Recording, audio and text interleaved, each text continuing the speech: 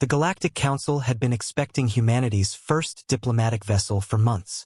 What they hadn't expected was the massive shadow that suddenly blocked out the light from Proxima Station's primary star. Commander Elena Vasquez stood on the bridge of the UES Retribution, watching as her ship's sensors registered the frantic scrambling of alien vessels below. The irony wasn't lost on her. Humanity's first official contact with galactic civilization, and they'd sent a battleship. "Sir," Lieutenant Marcus Webb called from the communications station, his voice tight with barely controlled amusement. "We're receiving approximately 47 different hail frequencies. Most of them seem to be panicked." Elena smiled grimly. The Retribution wasn't just any battleship. It was humanity's crown jewel of military engineering. 2 kilometers of reinforced titanium steel composite, bristling with weapons that could crack moons and shields that had withstood direct hits from stellar flares. To the aliens below, it probably looked like death incarnate. "Open a channel to the Galactic Council," she ordered. "Let's introduce ourselves properly."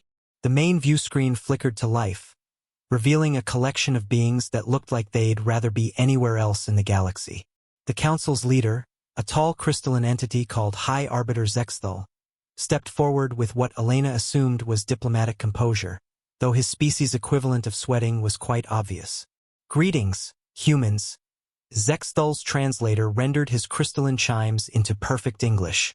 "We welcome you to the galactic community.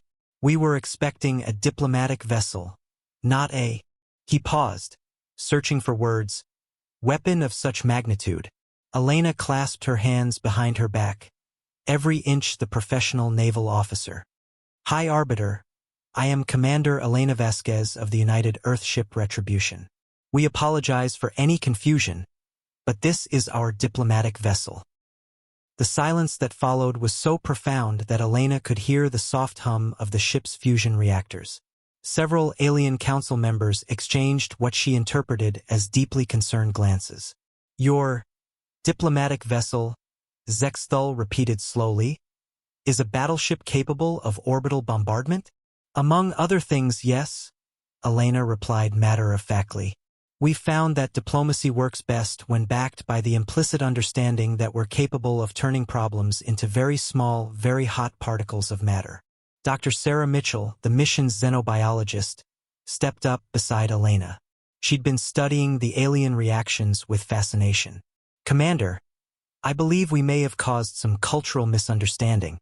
From what I can observe, most galactic species conduct diplomacy through less militaristic means." Elena nodded thoughtfully. "Interesting. Lieutenant Webb, please transmit our standard diplomatic package to the Council. Include our historical records of successful negotiations." As the data streamed across space, Elena watched the aliens' expressions shift from fear to confusion to what she could only describe as horrified fascination. Earth's diplomatic history was, admittedly, quite unique in galactic terms. "You negotiate trade agreements," Zexthal said weakly, "with ships designed for planetary siege?"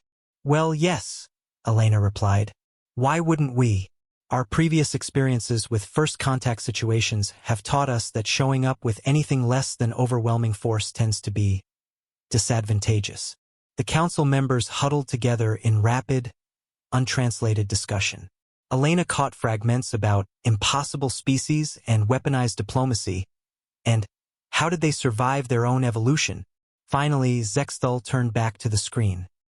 "Commander Vasquez, in the interest of peaceful relations, might we suggest that future diplomatic missions employ vessels of a more traditional nature?" Elena's smile was sharp as a plasma blade.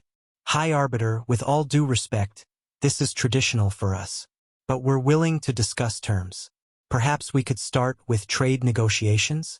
We have some very interesting proposals regarding defensive technologies." As she spoke, the Retribution's weapon systems cycled through their daily maintenance routine, their targeting arrays sweeping across the assembled alien fleet in what was purely coincidental, but appeared decidedly threatening timing. The High Arbiter's crystalline form seemed to dim slightly. "Yes," he said quickly. "Let's discuss trade. Please, dock at Bay 7. We'll prepare appropriate accommodations." Elena nodded graciously. Excellent. Oh, and High Arbiter? You'll find humans are quite reasonable negotiators. We rarely have to actually use the ship's primary armament during diplomatic discussions. The word, rarely, seemed to echo ominously across the communication channel. As the transmission ended, Dr. Mitchell turned to Elena with a wry smile.